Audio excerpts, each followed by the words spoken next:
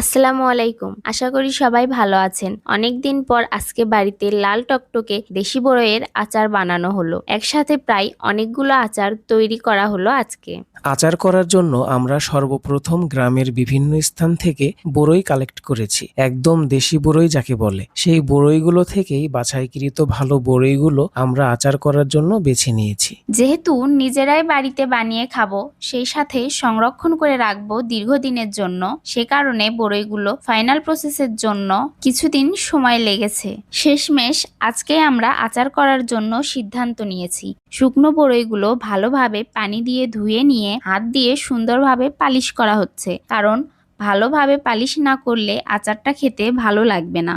দেখতেই পাচ্ছেন প্রায় 1 বোল ভর্তি বড়ই হাত দিয়ে পালিশ করা হয়েছে। অনেকটা সময় লেগেছে এই কাজ করতে।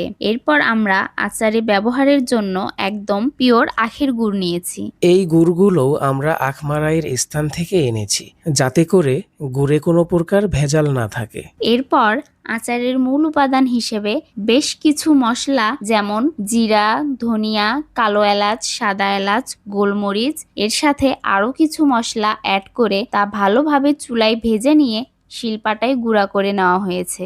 শিলপাটায় মশলা গুঁড়া করতে যে কতটা কষ্ট হয়, শহরের মানুষ তা না বুঝলেও গ্রামের মহিলারা বোঝে। এরপর চুলার পাড়ে সবকিছু নিয়ে চলে আসলাম। আজকের এই কাজগুলোতে আমার শাশুড়ি আমাকে অনেক সহযোগিতা করেছে। তাছাড়া আমি এতগুলো বড়ইয়ের আচার করার সাহসই পেতাম না।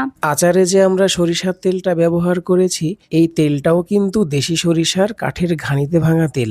আমাদের গ্রামে যেহেতু অনেক সরিষার চাষ হয়, সে কারণেই আমরা অরিজিনাল তেলটাও সংগ্রহ করতে পেরেছি। বড় একটা লোহার কড়াইয়ে তেলগুলো ঢেলে দিয়ে গরম তেলে তেজপাতা দিয়ে তার মধ্যে পেস্ট করা বড়ইগুলো ছোট একটি বাটির সাহায্যে কড়াইয়ে দিয়ে দিচ্ছি। একসাথে অনেকগুলো বড়ই তো, এজন্য ধীরে ধীরে কাজটা করছি। কড়াইয়ে বড়ইগুলো দেওয়ার পর মূল কাজটা শুরু হলো। খুন্তি দিয়ে খুব ভালোভাবে বড়ইগুলো বারবার নেড়ে দিতে হয়, তাছাড়া কড়াইয়ে লেগে যাওয়ার একটা সম্ভাবনা থাকে।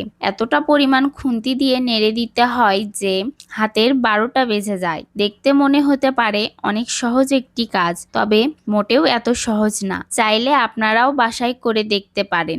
আসলেই তাই, আমিও জানতাম না যে আচার তৈরিতে এতটা কষ্ট করতে হয়। এবারই প্রথম এতগুলো আচার করা হলো, যার ফলেই পরিশ্রমটা অনেক বেশি। সারাটা দিন বড়ইগুলো রোদ দেয়া থেকে শুরু করে সন্ধ্যার আগ মুহূর্তে তোলা পর্যন্ত এই বড়ইগুলোর যত্ন করতে হয়। অনেক নষ্ট বড়ই থাকে, ফেটে যাওয়া বড়ই থাকে, যা বাছাই করে ফেলে দিতে হয়। এই বড়ইগুলোর পেছনে আমরা সবাই সময় দিয়েছি।